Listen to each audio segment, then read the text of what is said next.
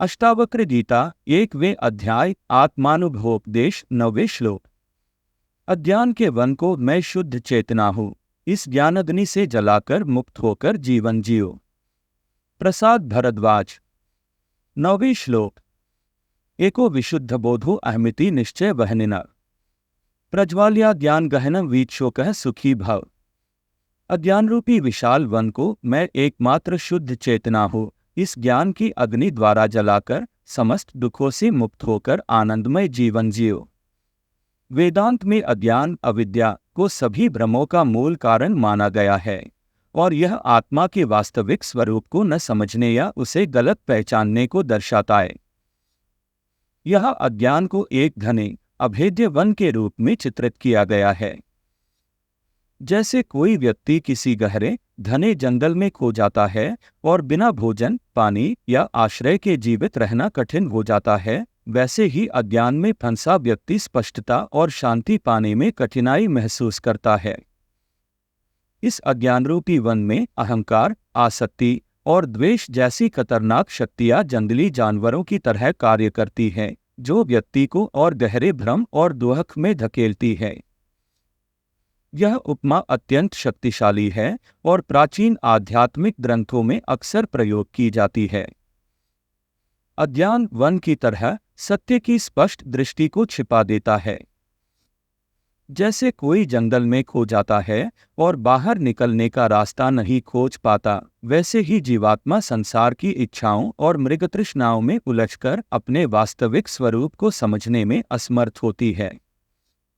वेदांत में ज्ञान को अक्सर अग्नि के रूप में देखा जाता है, जो अज्ञान को पूर्ण रूप से नष्ट करने की क्षमता रखता है। यह ज्ञानाग्नि आत्म साक्षात्कार है, जो अडिग विश्वास से उत्पन्न होती है कि मैं शुद्ध चेतना हूँ और न कि केवल शरीर, मन या अहंकार। जब कोई व्यक्ति यह दृढ़ता से मानता और अनुभव करता है कि वह शुद्ध बोध, शुद्ध चेतना है, तो यह ज्ञान अज्ञान रूपी घने जंगल को जलाने वाली तीव्र अग्नि की तरह कार्य करता है, जिसने आत्मा को लंबे समय से घेर रखा था। आत्म साक्षात्कार की यात्रा को इस प्रकार वर्णित किया गया है कि आध्यात्मिक साधना के माध्यम से मन की अशांति धीरे धीरे कम हो जाती है और एक गहरी शांति प्रकट होने लगती है। मन, जो सामान्यतः बाहरी वस्तुओं पर केंद्रित होता है, अंतर्मुख होकर शांत हो जाता है। इस मौन में यह अपने वास्तविक स्वरूप को पहचानने लगता है, जो कि शुद्ध, अचल और शाश्वत चेतना है। अंतःकरण शुद्धि, मन की शुद्धि। देश काल से घिरा हुआ संसार का ज्ञान हम वर्तमान में अपनी बुद्धि के माध्यम से कार्यकारण संबंध के रूप में ग्रहण करती है। साधना के द्वारा जब बुद्धि की अशांति कम हो जाती है और शांति बढ़ती है, तो स्वाभाविक रूप से बुद्धि अंतर्मुख हो जाती है, स्थिरता प्राप्त करती है और मौन होकर अपनी स्वाभाविक शांत स्थिति को पहचानने लगती है। इस प्रकार स्थिर, शांत और गहरी बुद्धि ध्यान और मनन के द्वारा अपने स्वरूप को पहचानती है और शुद्ध स्थिति को प्राप्त करती है। वेदांत की भाषा में इसे अंतःकरण शुद्धि कहा जाता है। इस तरह शुद्ध हुई अंतःकरण ही सत्य को पहचान सकती है और अनंत आत्मा के रूप में स्थिर रहती है। शुद्ध मन द्वंद्वों को पार कर जाता है और सुख दुख, जीत हार, अपमान प्रशंसा जैसे अनुभवों से प्रभावित नहीं होता। यह अपनी स्वयं की चेतना में स्थित रहता है। इस अवस्था को अष्टावक्र साधक को यह उपदेश देते हुए बताते हैं कि मैं शुद्ध चेतना हूँ, इस ज्ञान से अपने भीतर के अज्ञान को जला दो। चेतना ही ज्ञान का स्रोत है। संसार में हम जो कुछ भी अनुभव करते हैं, वह हमारी चेतना के कारण ही है। यह चेतना ही मन और इंद्रियों को प्रकाशित करती है, जिससे हम संसार का ज्ञान प्राप्त करते हैं। बिना चेतना के मन और इंद्रियां पत्थर या लकड़ी की तरह जड़ हो जाएंगी। वेदांत में चेतना को सभी ज्ञान का मूल माना जाता है। वस्तुएं, विचार और अनुभव की जो भी जागरूकता है, वह हमारे भीतर की चेतना के कारण ही उत्पन्न होती है। हालांकि सामान्य रूप से जो ज्ञान हमें प्राप्त होता है, वह वस्तुओं और विचारों से ढका हुआ होता है। जब इन बाहरी अनुभवों को हटा दिया जाता है तो जो बचता है वह शुद्ध ज्ञान या शुद्ध चेतना होती है, जिसे विशुद्ध बोध कहा जाता है। यह वह निर्मल जागरूकता है जो संसार की बदलती घटनाओं से परे है। यही आत्मा का वास्तविक स्वरूप है और इसका अनुभव आध्यात्मिक साधना का अंतिम लक्ष्य होता है। शुद्ध चेतना का अनुभव करना साधना का सर्वोच्च लक्ष्य है, जिसे प्रत्येक साधक को पहचानना चाहिए। जब एक आध्यात्मिक साधक अपनी ध्यान साधना को गहराई से अभ्यास करता है तो वह मन और बुद्धि के प्रभावों से अलग होना शुरू कर देता है। निरंतर एकाग्रता के माध्यम से साधक यह पहचानने लगता है कि उसका वास्तविक स्वरूप शरीर, मन या भावनाएं नहीं है, बल्कि वह एकमात्र अविभाजित चेतना है जो सभी अनुभवों के पीछे स्थित है।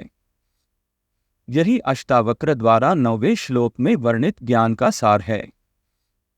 इस ज्ञान की अग्नि मैं शुद्ध चेतना हूं की जागरूकता अज्ञान के विशाल वन को जला देती है।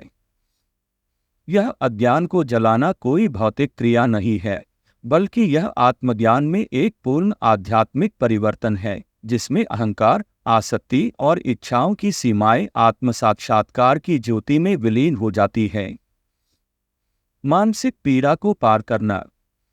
इस उपदेश का सबसे गहरा पहलू यह है कि सभी प्रकार की पीड़ा, चाहे वह शारीरिक हो या भावनात्मक, मानसिक प्रकृति की होती है। हमारी इच्छाओं के प्रति आसक्ति, हानि का भय और शरीर तथा मन से अपनी पहचान बनाना हमारे दुखों के स्रोत है। ये सभी मन के गुण हैं। जब हम किसी वस्तु से आसक्ति रखते हैं और उसे खो देते हैं तो जो दर्द होता है वह केवल मन के बाहरी वस्तुओं के साथ अपनी पहचान बनाने के कारण ही होता है। जब हम मैं शुद्ध चेतना हो की जागरूकता में स्थिर रहते हैं तो हम मन और उसकी सीमाओं को पार कर जाते हैं। इस पारलौकिक अवस्था में मानसिक दुख और शोक जैसे गुण हमें प्रभावित नहीं कर सकते, क्योंकि हमने अपने शाश्वत आनंदमय स्वरूप को पहचान लिया है। इस स्थिति में हम अब मन के उतार चढ़ाव से बंधे नहीं रहते और संसार के द्वंद्वों से परे रहते हुए आंतरिक स्वतंत्रता में जीते हैं। इस श्लोक के माध्यम से अष्टावक्र महर्षि यह बताते हैं कि आत्मा को पहचानना और उसके शुद्ध अपरिवर्तनीय स्वरूप में स्थिर रहना कितना महत्वपूर्ण है। जब हम शुद्ध चेतना के रूप में अपने वास्तविक स्वरूप के प्रति जागरूक रहते हैं तो हम अज्ञान और दुखों के चक्र से मुक्त हो जाते हैं। अहंकार और इच्छाओं से भरे अज्ञान के जंगल को आत्मज्ञान की अग्नि से जला दिया जाता है। जो बचता है वह शुद्ध, अनंत और आनंदमय चेतना होती है।